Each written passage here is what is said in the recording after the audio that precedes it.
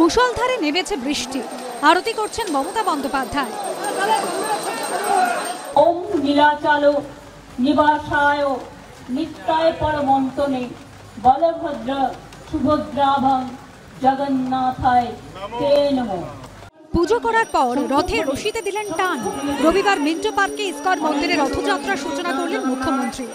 এখান থেকে আলিপুরদুয়ারে আদ্যাপীঠ মন্দিরের উদ্বোধন করেন।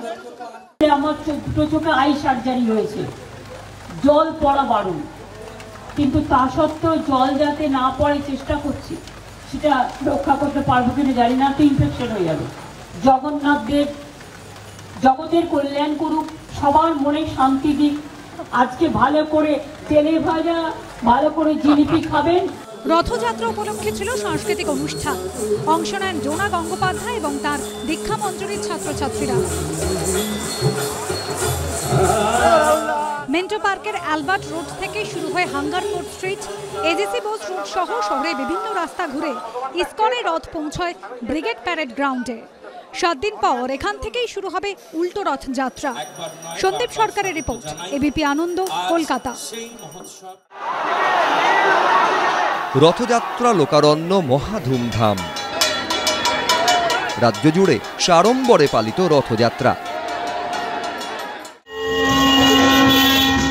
ইস্কনের রথযাত্রা উপলক্ষে নদিয়ার মায়াপুরে ভক্তদের উপচে পড়া ভিড়। হাজির দেশ বিদেশের পর্যটকেরা। ইস্কনের রথযাত্রাকে ঘিরে মাতোয়ারা বাঁকুড়া শহরও। সকালে লালবাজার থেকে ইস্কনে রথ বের হয়। রথ শহরের বিভিন্ন রাস্তা পরিক্রমা করে। 628 বছরে পড়ল হুগলির মাহেশের রথযাত্রা। আগে ছিল কাঠের রথ, লোহার রথ তৈরি হয় 136 বছর আগে। 125 টন ওজনের এই রথের উচ্চতা 50 ফুট। পুরীতে কয়েক বছর অন্তর জগন্নাথের নবকলেবর হয়, কিন্তু মাহেশে 628 বছর ধরে একই বিগ্রহে পুজো হয়ে আসছে। রথযাত্রা ঘিরে উৎসাহ ছিল হুগলির গুপ্তিপাড়ায়। সারা বছর জগন্নাথ দেব বৃন্দাবন জিউ মন্দিরে থাকেন। রথযাত্রায় মাসির বাড়ি যান। 1740 সালে এই রথ উৎসব শুরু করেন মধুসূদানন্দ, মতান্তরে পীতাম্বরানন্দ। বাঁকুড়ার বিষ্ণুপুরে মল্ল রাজাদের রথ 350 বছরের পুরনো। এই রথযাত্রার বিশেষত্ব হল জগন্নাথ, বলরাম, সুভদ্রা নন, রথে সওয়ার হন রাধা মদন গোপাল জিউ। বিকেলে কোচবিহারের মদনমোহনে রথযাত্রার সূচনা হয়।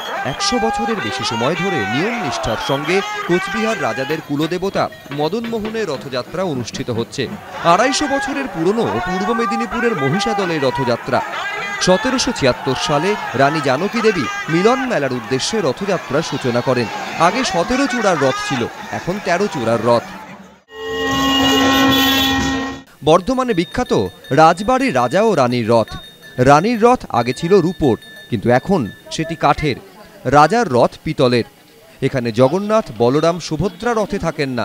রাজার রথে বসেন গোপাল, আর রানীর রথে বসেন লক্ষ্মীনারায়ণ জিউ।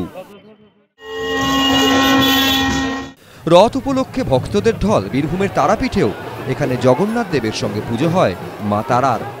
রথযাত্রা উপলক্ষে বিভিন্ন জায়গায় বসেছে মেলা। এবিপি আনন্দ।